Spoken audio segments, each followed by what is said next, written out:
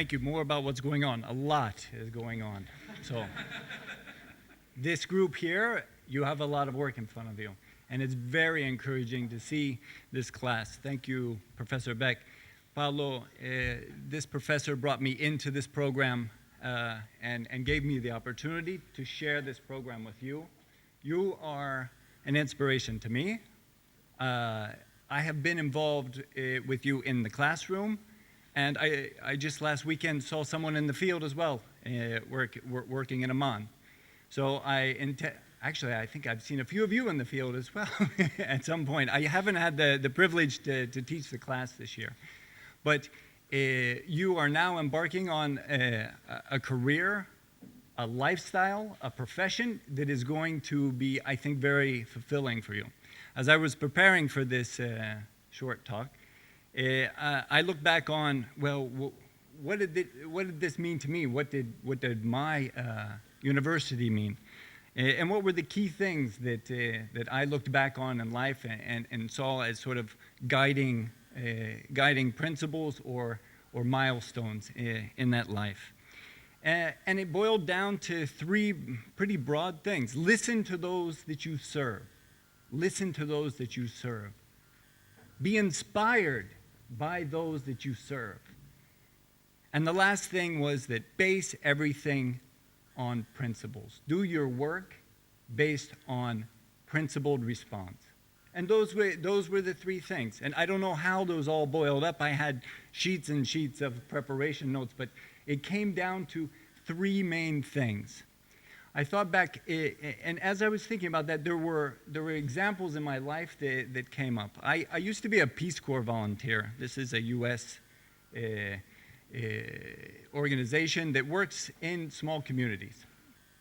In this small community, I was in Tunisia, on the Algerian-Tunisia border, and I was working with the small community. I was there for 2 years working with this small community, and I was a beekeeper, an agriculturalist, these kind of things. Seems like a weird profession or a weird area to work in, but the beekeeping actually, built the livelihoods of those communities and augmented what didn't happen with the agricultural crops of the year.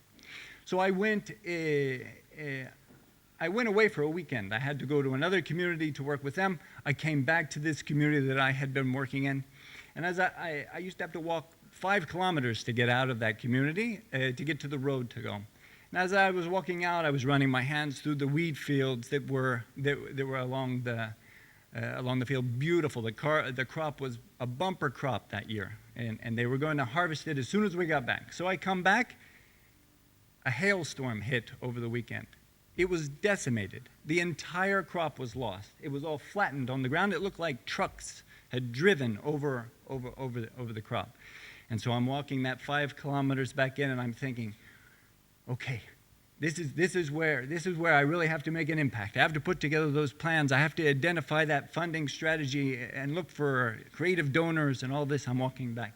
I get back to the community, and I face the community leader, who was also sort of my adopted father in this community because I lived there for so long. And he's smiling.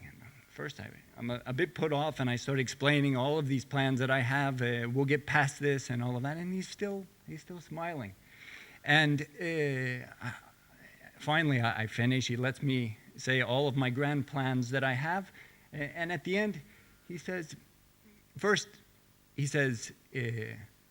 look at the power of God. Look at what in one day that something can happen like this. He's just blown away that something like this could happen. Yeah, he's devastated that he lost his crop, but above that, he's like, wow, that's impressive. And he stands back and looks at it. That's impressive. The power that's out of our control sometimes. And so he's happy about that. And then he says to me, you know what I really need for you to do? I need for you to go over there and help by picking up that rake and help us get and save all of the crop that we have so far. So the help I really need from you right now is to go pick up that rake. And so with all my grand ideas and all of my development and humanitarian emergency response, what I needed to do at that time was pick up the rake and start helping out in any way I can. That rake is definitely a metaphor that I think about many times in life, because you're going to find your time when you're working that you just need to pick up the rake. Get it started and pick up the rake. The second area I think that is fundamental for me is the inspiration that I've derived through the people that I work with. I work with refugees.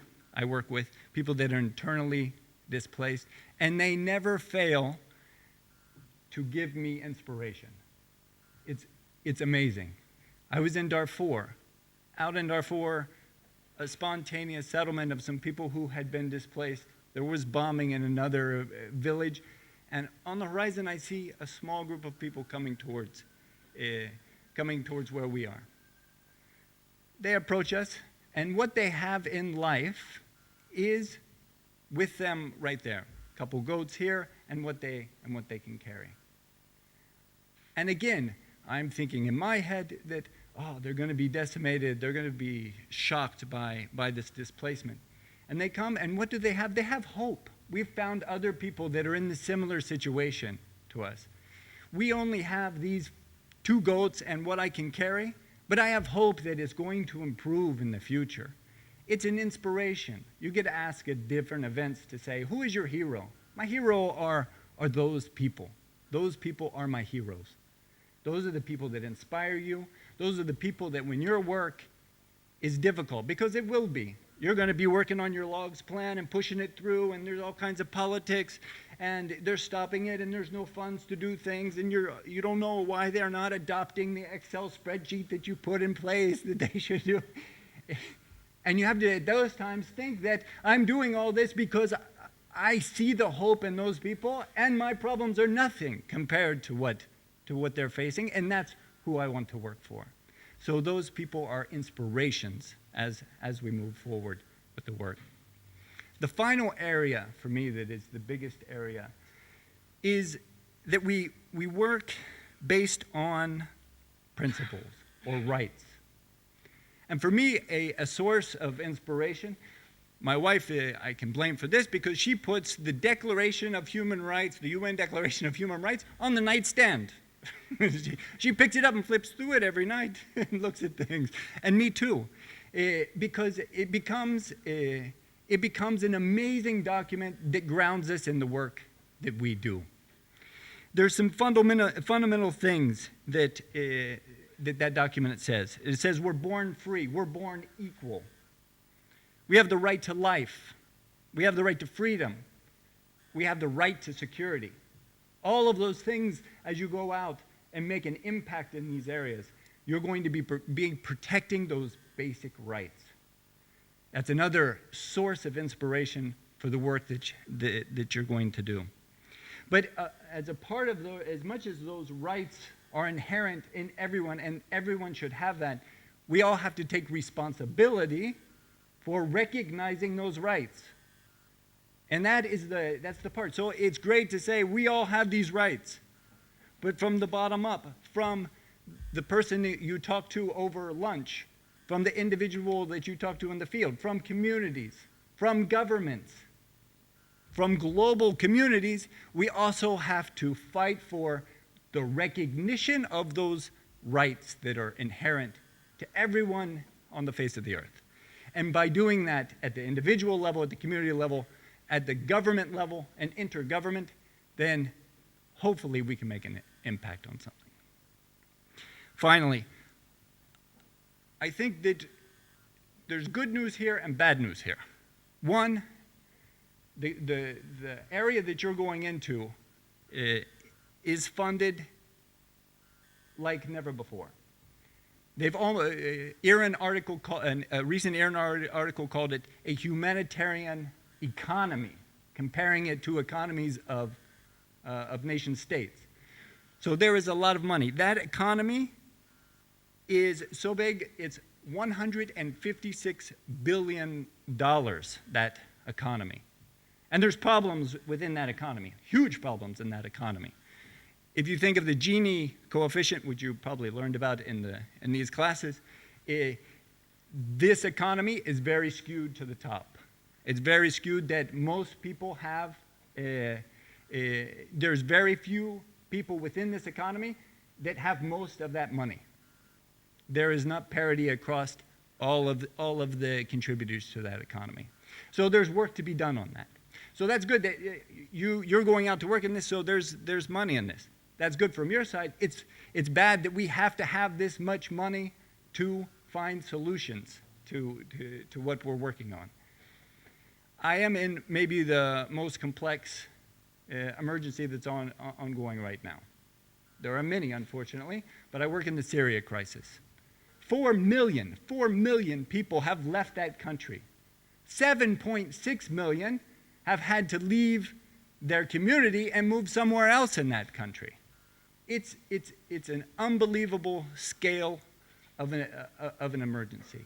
And the complexities are like we've never seen before. We're trying to respond from countries from abroad. We're trying to respond from within.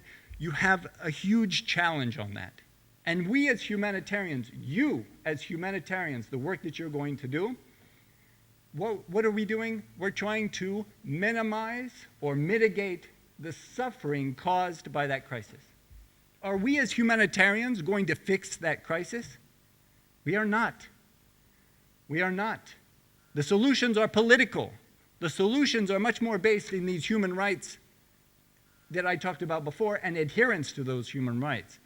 We as humanitarians are putting small patches on what is a huge problem. And that work is going to continue into the future because there is no political solution on the horizon, unfortunately, for that country.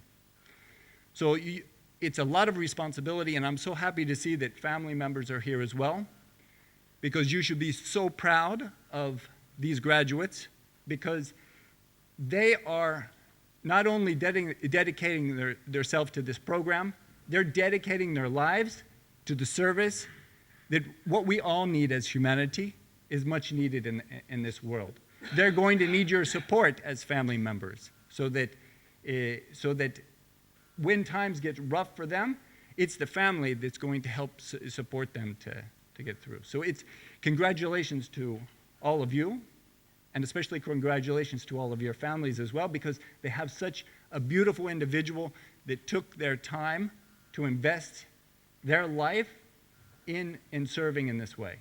And it's much appreciated. Finally, a few things to leave you with is keep in touch with everyone in this room. That's it. That's the biggest thing. They're going to be your support network as much as your family.